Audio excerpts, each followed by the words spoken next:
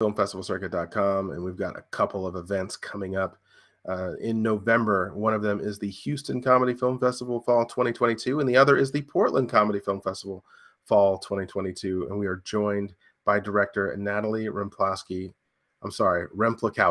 Natalie You got it. Remplakowski, who is the director of a film called Real Love Baby that has been nominated for the Best Romantic Comedy Film in both festivals. Good job, Natalie. Thank you. Thanks for having me, Michael.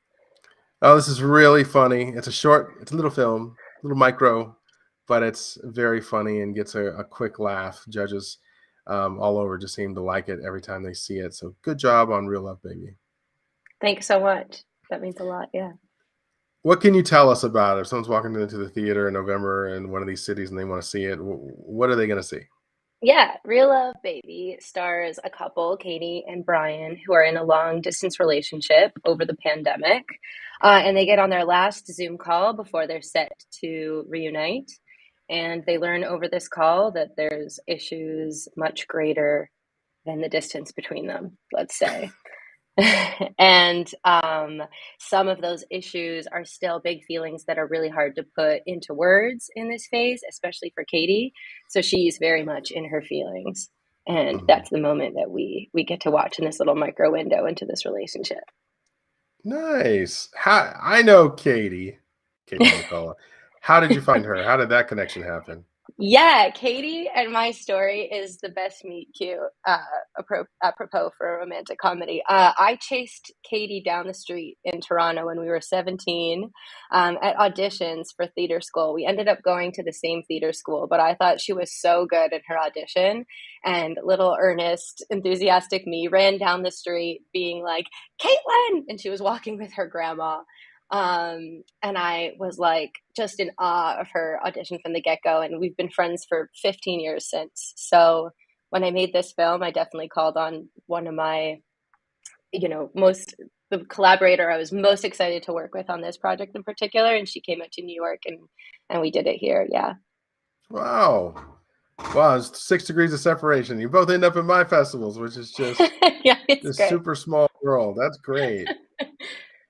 So why tell this story? What is it about, this whole concept? Why'd you put your time, effort, and energy into this? Yeah, for sure. I mean, the pandemic, for many of us, as well as me, was kind of a big time for recalibration in my life on many levels, including my personal life. I lived alone at the time. So I think my whole idea about what intimacy means and the importance of it and how much we're wired to seek connection with people, even despite all these barriers, really came to light during that time. And so I sort of wanted to draw on the things that I learned then in that phase in my next project. All right. And from a technical perspective, did you learn anything from beginning to end on this one? Yeah, I learned tons from a technical perspective. The more preparation you can do, the more time and space you'll have to play on set. We had so much fun improvising with the actors, and that was because my DP, Leo Zhang, and I came in with a super tight shot list and a super tight plan. So, once you show up on the day, that's just, a thing that goes. And then me and Katie had all this time and space to really work out what her character arc was going to be, and sort of where we wanted to take it. And that was the most fun I've had in years. That's awesome. So what's next for you? What are you working on? Yeah, I'm prepping my next project. So I'm at school in NYU's grad film program, and I'm in second year now. So there's a 10-minute short film that we're prepping that I'll be shooting in early December.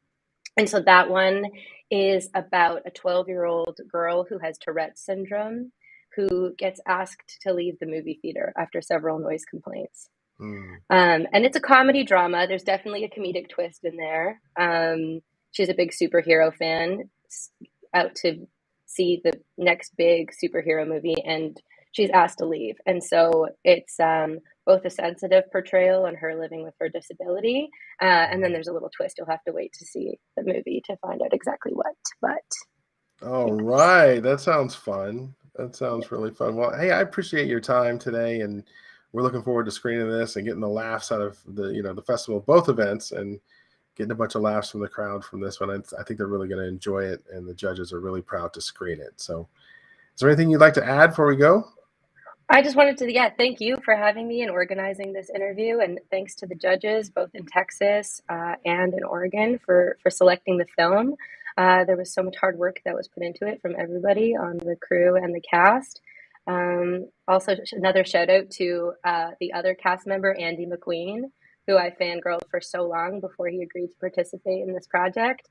And without him, half of Katie's world is only half of Katie's world without our Bryan. So I got to say, Andy McQueen was the best to work with.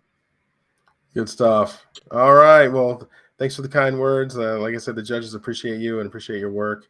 We're proud to screen it, and hopefully we'll meet up at a future festival event. Awesome. Thanks again. No worries. Take it easy. Bye.